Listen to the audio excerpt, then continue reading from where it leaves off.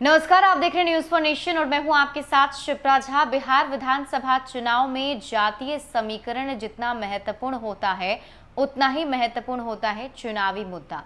और बिहार की बात की जाए तो यहां पर आरक्षण एक ऐसा मुद्दा है जिसको भुनाने के साथ ही कोई भी पार्टी सत्ता तक पहुंच सकती है। 2015 के विधानसभा चुनाव में हमने ये देखा था जब लालू प्रसाद यादव ने इसी मुद्दे को उठाकर पूरे बिहार में फतह हासिल कर ली थी और एक बार फिर से आरजेडी उसी मुद्दे पर आगे बढ़ रही है। बताया जा रहा है कि एक बार फिर से आरक्षण मुद्दे को लेकर ही पार्टी विधानसभा के चुनाव में जाएगी, क्योंकि जिस तरीके से अभी से इसको लेकर आवाज बुलंद किए जा रहे हैं उससे कुछ ऐसा ही लग रहा है। आपको बता दें कि आज एक प्रेस कॉन्फ्रेंस बुलाई गई है जिस पीसी में तुरंत ही राजद में शामिल हुए श्याम रजक ने ये पीसी बुलाई और इस पीसी में उन्होंने एक बार फिर से आरक्षण का मुद्दा उठाया है। आपको बता दें कि जब वो जदयू छोड़कर राजद में शामिल हो रहे थे तो उस वक्त भी उन्होंने यही कहा था कि जो नीतीश कुमार की सरकार है वो तानाशाही सरकार होती जा रही है और इस सरकार में आरक्षण को खत्म किए जाने पर काम किए जा रहे हैं, लेकिन आरजेडी ऐसा नहीं होने देगी। और इस मुद्दे को उठाते हुए आज उन्होंने एक प्रेस कॉन्फ्रेंस की है। बाकायदा उन्होंने पूरी रिपोर्ट बताई है कि कैसे धीरे धीरे आरक्षण को खत्म किया जा रहा है। मैं प्रथम बार आप लोगों के साथ सम्मुख खड़ा हूं और आप सबको सही स्थिति से आकलन कराना चाहता हूं। आज कई तरह के प्रोपगंडा हो रहे हैं। मैं एक लाइन में कहूं कि वर्तमान सरकार प्रोपगंडा की सरकार है और मेरी लड़ाई यही रही कि अनुसूचित जाति, जनजाति, पिछड़ा या जो गरीब है उसके साथ अनदेखा किया जा रहा है। लोग बड़ी बड़ी बात कर रहे हैं, कानून व्यवस्था की बात कर रहे हैं। जब 2005 में जब अनुसूचित जाति पर अत्याचार 7% था, आज बढ़ करके 2019 में तक या 2020 के मार्च तक कहा जाए तो 17.5% बढ़ गया है अत्याचार। जहां पहले पूरे भारत में हम बहुत ही ऊपर थे, आज हम सबसे नीचे की स्थिति में। आज हम तीसरे स्थान पर हैं अत्याचार में। हमसे ऊपर उत्तर प्रदेश है, हमसे ऊपर मध्य प्रदेश है, हम तीसरे स्थान पर। यही है विकास इनका और अनुसूचित जाति के प्रति इनका प्रेम, इनका ढोंगापन जो है ये दिखाई दे रहा है। दूसरा, अत्याचार के अलावा ये तो है हमारा आंकड़ा नहीं है, ये आंकड़ा भारत सरकार का भी है और राज्य सरकार के क्राइम। आरजेडी के प्रदेश कार्यालय में आज एक प्रेस वार्ता बुलाई गई है जिसमें श्याम रजक, उदय नारायण चौधरी मौजूद हैं। इस प्रेस कॉन्फ्रेंस में श्याम रजक ने कहा है कि दलितों पर अत्याचार का आंकड़ा जो है वो काफी ज्यादा बढ़ गया है। 2005 में 7% था और अब 17% हो गया है। इसके साथ ही उन्होंने ये भी कहा कि अत्याचार को लेकर बिहार तीसरे स्थान पर पहुंच चुका है।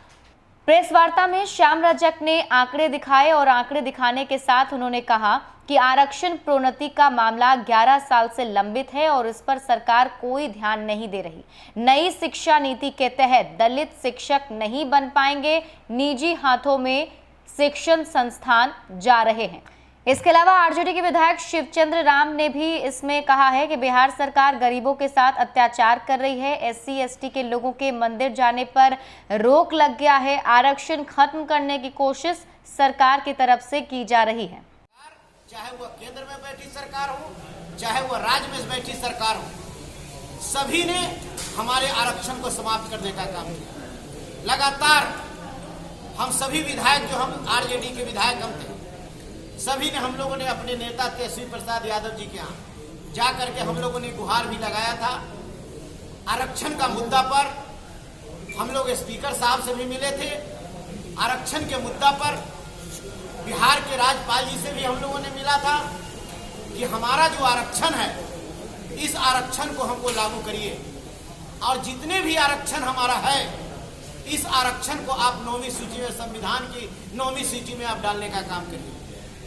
हमारा कट ऑफ मार्क्स, हमारा बैकलॉग, हमारा प्रोन्नति में आरक्षण, SC/ST एक्ट में जो संशोधन कर दी गई है, ये तमाम जो हमारी जो मांगे थी, इसको लेकर करके हम लोग संघर्ष कर रहे थे और आज भी कर रहे हैं। इसको लेकर सड़क से लेकर सदन तक हम लोग, जब तक हम लोग को शरीर में कतरा कतरा खून रहेगा, हम निश्चित रूप से हम आरक्षण बचाने के लिए हम संघर्ष करते रहेंगे। और लालू प्रसाद यादव जी का जो सामाजिक न्याय था, उस सामाजिक न्याय को हम जो है जमीन पर इसको उतारने का काम करेंगे। आज चाहे वह छात्रों का मामला हो, किसानों का मामला हो, व्यवसायियों का मामला हो, चाहे वह जो है युवाओं का मामला हो, बेरोजगारों का मामला हो, तमाम जगह अराजकता फैली हुई है और सारे लोग बेहाल बने हुए हैं। ऐसे परिस्थिति में हम निश्चित रूप से, आज क्या हो रहा है, आपने तो 2 भाग में बना दिया। आप SC/ST जो हमारा पहले से था, उसमें तीसरा विकल्प आपने महादलित आयोग बनाया। तो हम ये कहना चाहते हैं कि महादलित आप आयोग बनाए, कहाँ महादलित वर्ग का गठन हुआ, कौन है अध्यक्ष, कौन है मेंबर, हम ये जानना चाहते हैं। हम ये जानना चाहते हैं कि लगातार हमारी ये मांग रही है।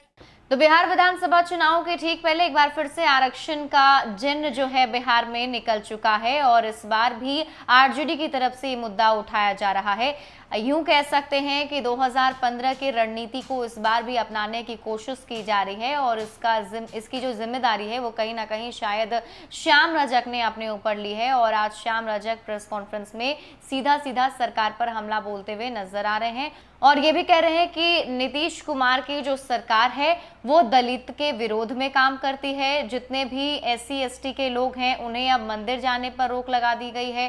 साथ ही साथ ये भी कहा जा रहा है कि आरक्षण जो है उसको खत्म करने की कोशिश की जा रही है। हालांकि ये कोई पहली बार नहीं है जब ऐसे आरोप सरकार पर लगे हैं। इससे पहले भी कई बार विपक्ष की तरफ से आरक्षण के मुद्दे को उठाकर सरकार को घेरा जा चुका है, लेकिन विधानसभा चुनाव के ठीक पहले इस मुद्दे को उठाने का मतलब सीधा सीधा यही है कि इसका ज्यादा से ज्यादा फायदा इस बार चुनाव में उठाया जा सके। ज्यादा अपडेट के लिए आप जुड़े रहिए न्यूज़ फॉर नेशन के साथ। नमस्कार।